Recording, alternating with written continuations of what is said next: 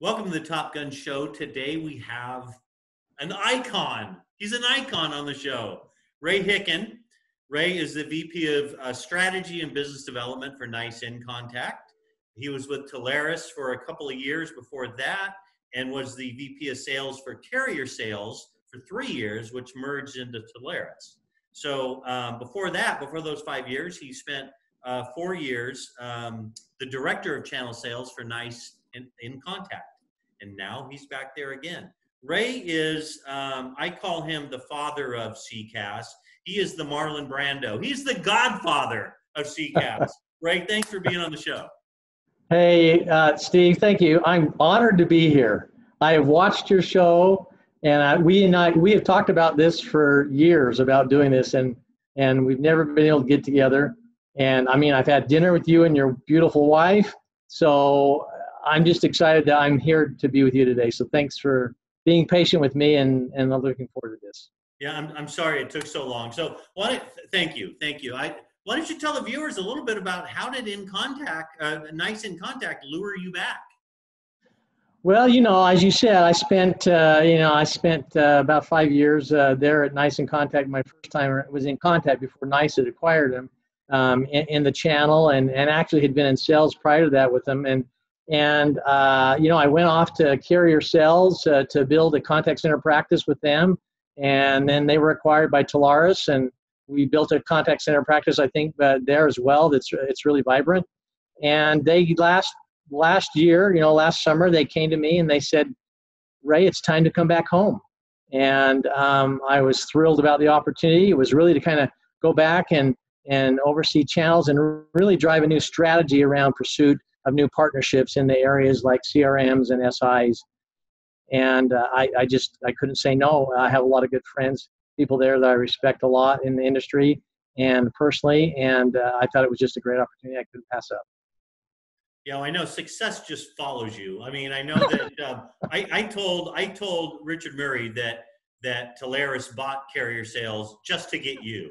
I know you built the business up substantially with the contact center business, and that was a perfect play for Telarus. But I swear they paid all that money just to get you on the team. Well, you're kind to say that. I don't believe that's true, but I think it was fun to go do that, and I learned a lot about master agencies at that side, and it's even helped me more today here back at NiceInContact. So it's good to be back. Right, great. Well, client experience has been a buzz now for the last year or two.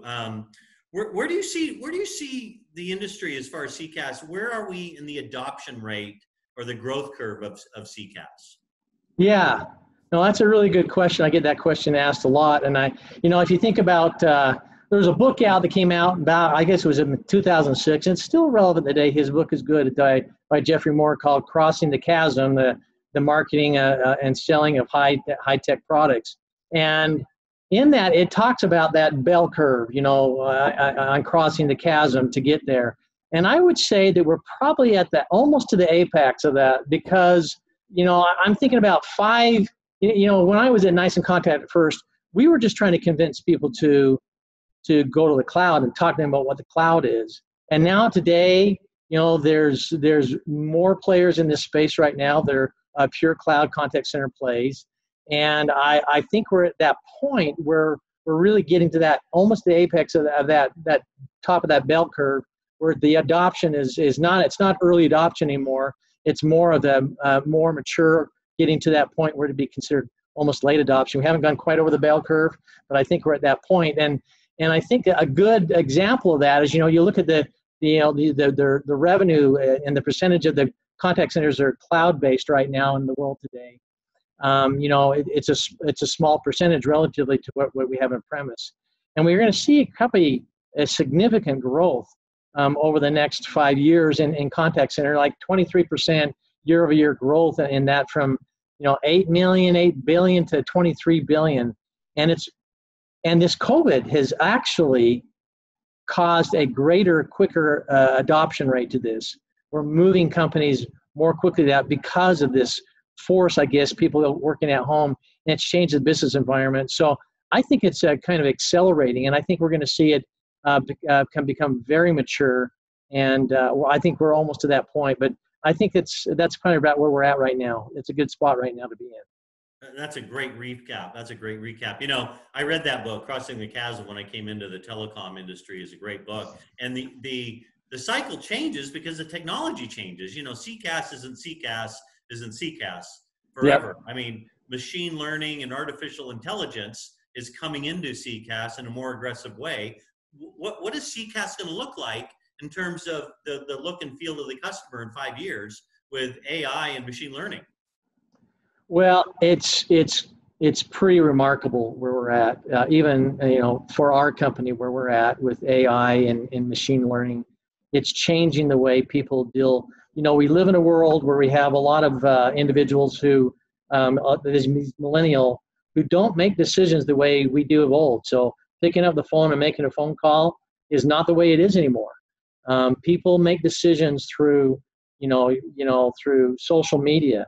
They want to text. They want to Instagram. They want to use all the social media that's out there, and it's changing the way these companies have to go after their business. Because I see, as you look at the business world, people are more interested now than ever before about their experience that they have, and artificial intelligence helps that.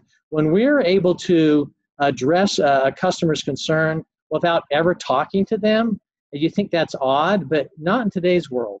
And where you'll see agents actually taking phone calls, it'll be really when it gets to those really high peak things or issues that are being raised to the level because the customers, may be getting irritated, agitated, and we're looking at the way people think and act based on their experience that they're having with that particular company. And I just think we're understanding almost the deeper understanding of how a person makes decisions before they even get on the phone call, before they talk to somebody. It's happening, over these different social medias. I think it's changing the way businesses have to operate to be able to be successful. And that's the exciting part of it. We're looking at people making decisions, in their contact center where you can't manage every phone call that comes in. And so you're using artificial intelligence alerts or auto alerts to help them to know where to point that phone call or where to adjust that customer's needs in a really quick and efficient manner. So I think that's the exciting stuff that's happening right now. This is why I call you the father of CCAS, the Marlon Brando, the godfather of CCAS. You're Great funny. answer, man. You're great. Well, Ray, I know you're a big fan of the Top Gun show. Yes. You know that there are millions and millions of people watching this right now.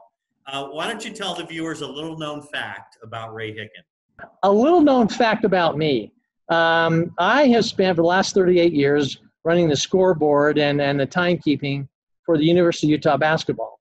And that has been an incredible experience because I get up close and personal on the floor with all the coaches and the players. And if you are a basketball junkie and follow basketball, I was there during the NCAA championship, which took place at the University of Utah at the Huntsman Center. They call it a special event center then. But the game was between Indiana State and Michigan State. And that had two of the most famous, well-known all-stars of all time in NBA history. And that was Magic Johnson and Larry Bird. And I was there when they weren't famous like they are today. And I've been a part of some incredible games, like a Wake Forest game between Utah and Tim Duncan, who became famous in the NBA, and Keith Van Horn was at the University of Utah. And they were picked 1, 2 in the draft the next year. There are a lot of experiences I've had with NCAA tournaments in Salt Lake City, and it's been a really incredible time in my life to be a part of that. And I just love basketball. And so that's my little unknown fact about people may not know about me. That is amazing. I think Magic Johnson and Larry Bird, when they see this, they're going to track you down and watch your autograph. They will. Yeah. They will. Well, you've heard it here on the Top Gun Show. Ray, thanks again for being a guest. I really appreciate it. It was awesome to be with you, and thank you for the invite. Have a great day. All right, and thanks for watching, everybody.